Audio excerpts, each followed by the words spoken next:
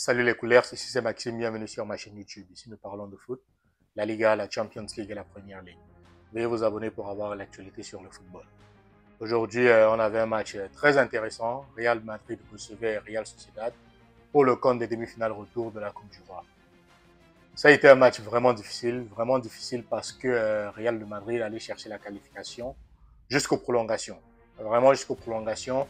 La Real Sociedad, bien qu'il jouait à l'extérieur, on proposait vraiment quelque chose de solide. Le Real a vraiment peiné à proposer son jeu, peiné à dominer l'adversaire. Et puis, c'est vraiment jusqu'au bout des prolongations, c'est-à-dire après 120 minutes, que le Real a pu se qualifier pour la finale. Donc, c'est vraiment difficile. Le Real de Madrid, on sait comment cette équipe-là joue.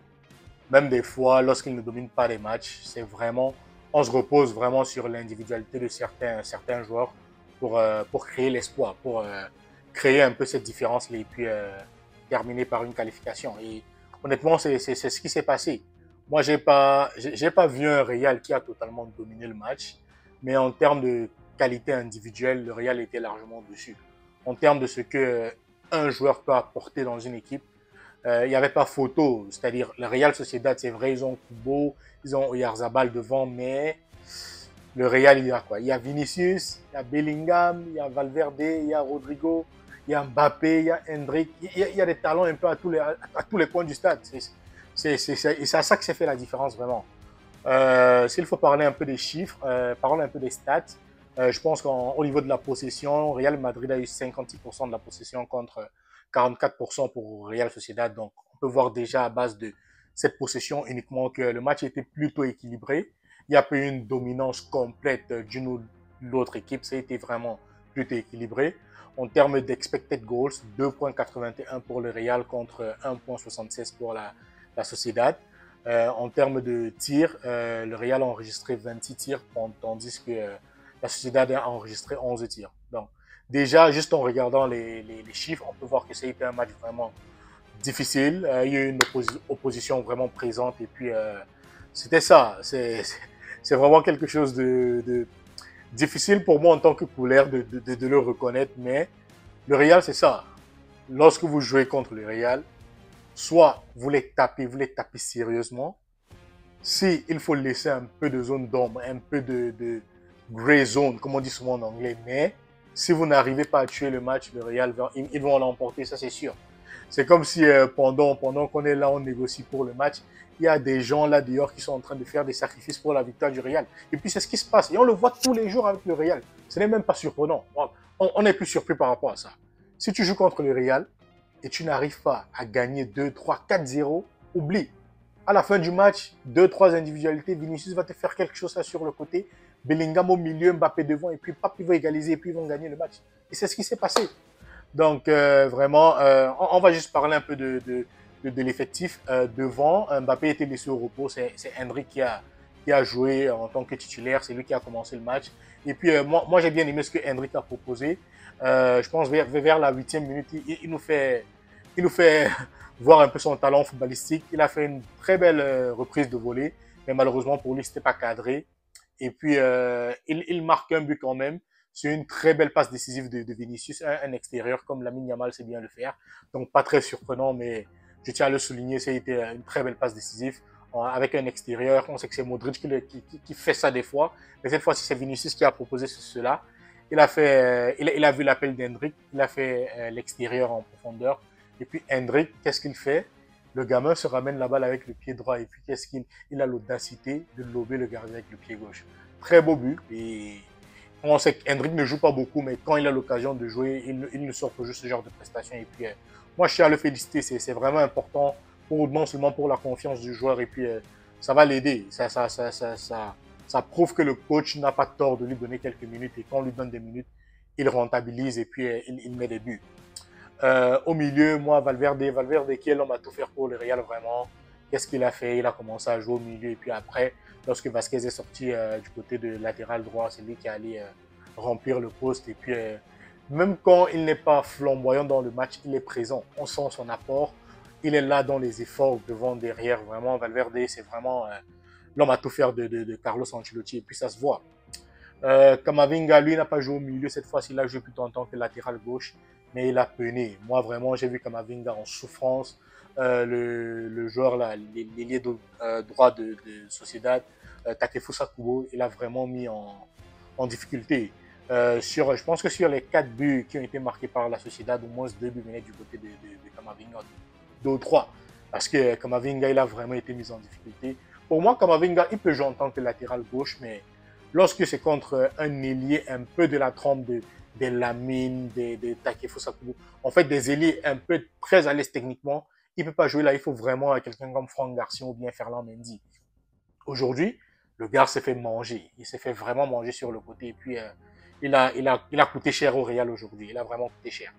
On va continuer avec Alaba. Alaba, pour moi, en défense, il a été vraiment malchanceux. On sait qu'il est très expérimenté, il défend très bien, mais aujourd'hui, il était très malchanceux. Je pense que sur 2 débuts de la Sociedad, c'est lui malheureusement qui contre le ballon et puis qui dévie et puis ça faute un peu sur Lunin qui malheureusement ne peut pas réagir au contre et puis ça se termine au fond des filets. Malheureusement pour Alaba, c'est ça. Il y a des journées comme ça arrive dans le foot. Donc je pense qu'il va s'en remettre. C'est un joueur assez expérimenté, donc je pense qu'il va s'en remettre. Aujourd'hui, Vinicius, encore quelqu'un qui fait des différences, quelqu'un qui fait lorsque le match ne va pas, il a des fois cette aura-là. Il peut porter le match, il met ça sur lui et puis il dit non, c'est moi Vinicius, je vais gérer, je vais aider. Et puis c'est ce qu'il a fait aujourd'hui. Il est auteur de 2 passes décisives, notamment sur le but d'Hendrick, comme je l'ai dit tantôt, et aussi sur un centre en retrait qu'il arrive à déposer sur Bellingham qui n'a plus qu'à faire une reprise de volée et puis un joli but. Bellingham, on le connaît, il était buteur aujourd'hui, un but. Et puis, on connaît ses efforts, ses multiples efforts. Bellingham est partout, devant, derrière. C'est ça.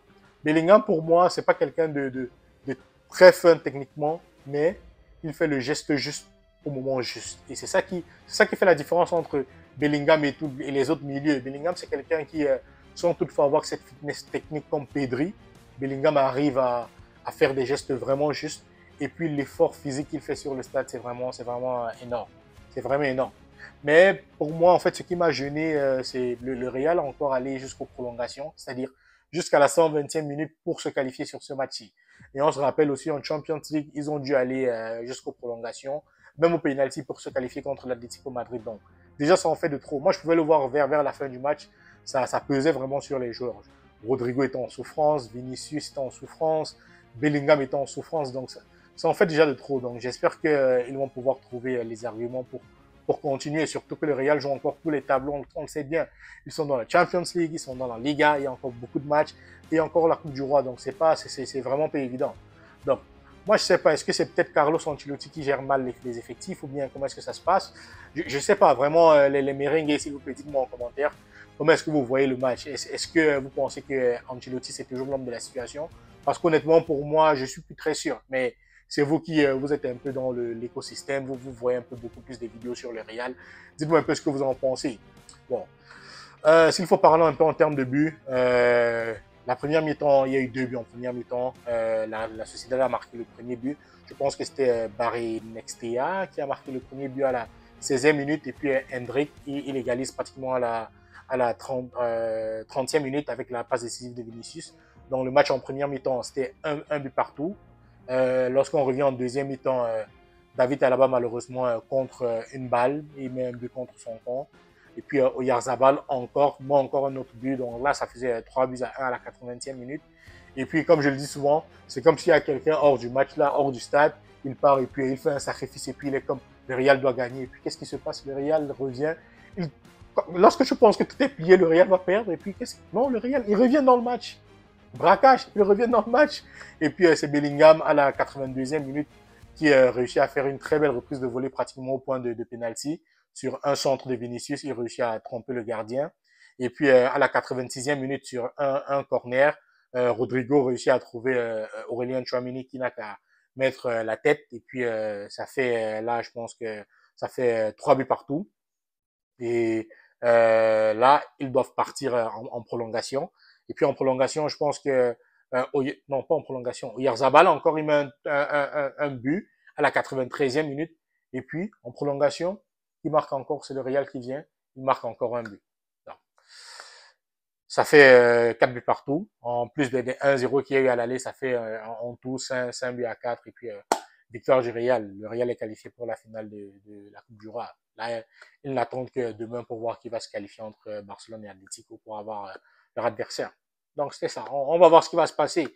Mais le Real, c'est ça. Comme je dis, sans toutefois dominer, ils peuvent toujours se reposer sur les individualités des joueurs et puis faire la différence et puis gagner des matchs. Donc c'est ça, c'était tout pour le débrief d'aujourd'hui. S'il vous plaît, n'oubliez pas de commenter, liker, partager et n'oubliez pas de vous abonner s'il vous plaît. Merci de soutenir la communauté. Jusqu'à ça. Merci.